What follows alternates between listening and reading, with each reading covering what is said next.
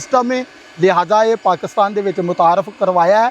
ਇਹ company Shahzad company ਦਾ ਬਹੁਤ ਸ਼ੁਕਰੀਆ ਹੈ ਔਰ ਅਸੀਂ ਉਹਨਾਂ ਦੇ ਤਹਿ ਦਿਲ ਤੋਂ ਸ਼ੁਕਰਗੁਜ਼ਾਰ ਹਾਂ। ਅੱਛਾ ਭਾਜੀ, ਆਖਰੀ ਗੱਲ ਇਹ ਹੈ, ਹੁਣ ਤੇ ਅੱਜ ਕੱਲ੍ਹ ਤੁਹਾਨੂੰ ਪਤਾ ਕਿੰਨੀ ਕੁ ਗਰਮੀ ਆ ਗਈ ਹੈ ਨਾ, ਅਗਰ ਜ਼ਿਮੀਂਦਾਰ ਇਸ ਧੁੱਪ ਤੋਂ ਹੁਣ ਵੀ ਫਾਇਦਾ ਨਾ ਚੁੱਕੇ ਤੇ ਮੈਂ ਨਾ ਉਹਦੀ ਬਦਕਿਸਮਤੀ ਹੈ। ਕਿਉਂਕਿ ਦੇਖੋ ਜਿਹੜਾ ਰਕਬਾ ਨਹਿਰਾਂ ਤੇ ਆ ਉਹ ਤੇ ਠੇਕੇ 'ਚ ਵਾਰਾ ਆ ਜਾਂਦਾ ਹੈ ਜੀ ਜੀ ਕਿ ਲੱਖ ਰੁਪया 1,20,000 रुपया ठेका है ज़मीन का। हाँ जी, तेल जो है वो बहुत महंगा है, बहुत महंगा और ये पाकिस्तान ने ईरान से तेल लेना था। हाँ जी, वो जंग की वजह से तेल बहुत महंगा है। हाँ जी, लिहाजा जिम्मेदार पीटरों पे, ट्रैक्टरों पे और मशीनरी पे अफोर्ड नहीं कर सकता।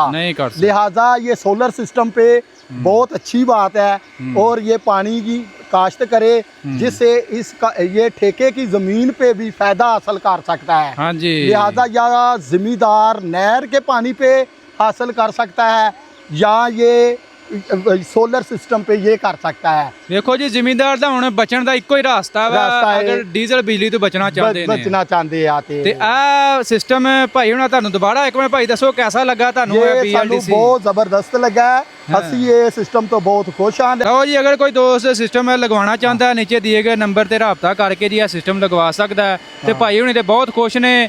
ਤੇ ਆ 8 16 ਪੈਨਲ ਉੱਤੇ 5 ਦੀ ਡਿਲੀਵਰੀ ਚੱਲ ਰਹੀ ਹੈ ਤੇ ਫੁੱਲ ਨਾਰ ਭੜ ਕੇ ਪ੍ਰੈਸ਼ਰ ਚੈੱਕ ਕਰ ਲਓ, ਨੀਚੇ ਦਿਏ ਗਏ ਨੰਬਰ ਤੇ ਰਾਬਤਾ ਕਰਕੇ ਤੁਸੀਂ ਵੀ ਸਿਸਟਮ ਲਗਵਾ ਸਕਦੇ ਹੋ।